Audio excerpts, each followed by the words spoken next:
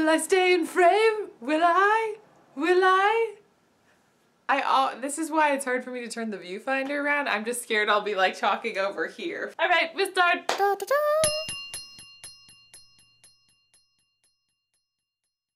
Write drunk, edit sober. I came across this quote, my friend Kieran, you can check his channel out. We were just chatting, me and him and some other YouTubers, and this quote came up.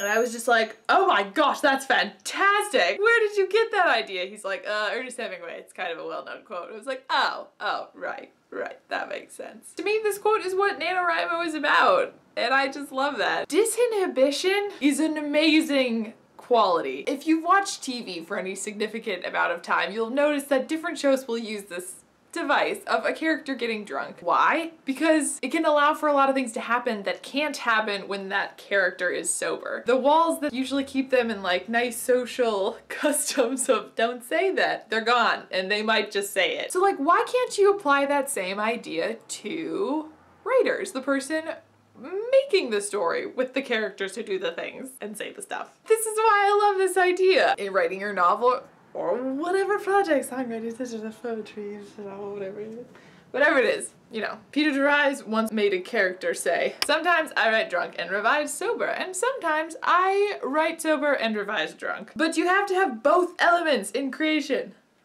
Spontaneity and restraint, emotion and discipline. As someone who just used to be very organized all the time, I realized to get to stuff that I like a lot, that surprises me, that I'm like, whoa, I didn't know I had that story idea in me. I have to get very messy. And I just remember, this speaks a lot to how uptight I used to be. I was in college and it was after my 21st birthday. I was drinking for the first time with friends. I'd only had like a beer. I mean, granted, I was a lightweight, and my mind was so relaxed, and I just thought, I wish I could feel this way when I was sober.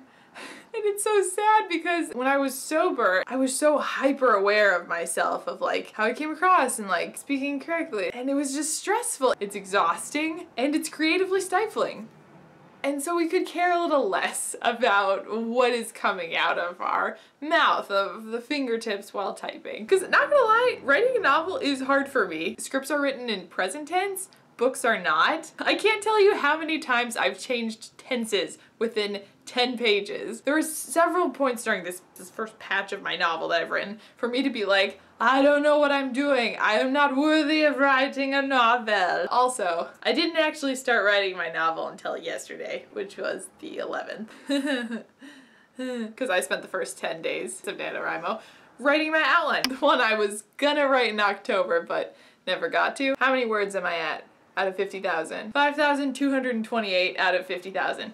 So that's about 10% of the way done. I have to write 2,500 words a day to make my word count. That's not bad, but that's the point. Like, who cares? I don't care. And if I don't care, that's all that matters. But chill, think drunk. Channeling a disinhibited state of mind has been very helpful. If I get like kind of stiff in my house, I will just leave my house. I'll just go to a cafe. And I've just been staying mindful of ways to stay relaxed. Staying mindful, I say that. All that means is I tend to wait until it's later at night to write. If I have an hour and a half to write because at 1:30 I will crash because I'm exhausted, then I have an hour and a half to be kind of punch drunk and just write whatever. And it's actually been going kind of well. Basically, I go off-roading on my outline because I have the outline, I have my novel, and like they say, the balance of kind of like sober and the drunk mind. My outline keeps me sober, and then with my novel, I embrace the drunk. I almost need to like encourage myself to go on into tangents and to have fun while I'm writing my novel. So I guess if you don't have an outline, I'm now kind of getting it. I get why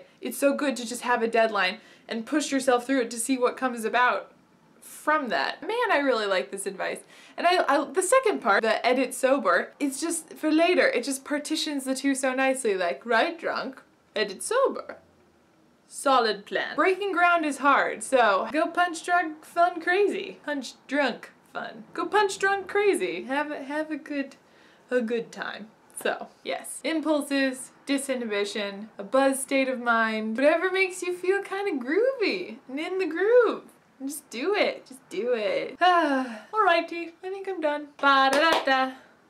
Afterthoughts. Hello, my name is Linda.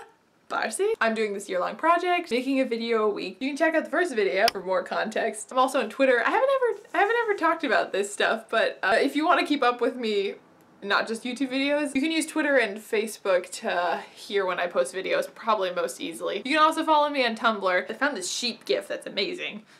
Find the sheep gif. I'm on Instagram. I'm on all the things. There's a Reddit group. I've gotten a really good music writing playlist out of it. Thank you, PJ. You can also buddy me on NaNoWriMo. So a figurative cheers to you and your character. I shake your hand. I salute you because I'm so proud of you all. Alright, I think I'll go because I feel like writing now. Impulse. See the impulse? I'm going with the impulse. Goodbye now. I love you. Take care. You'll do great.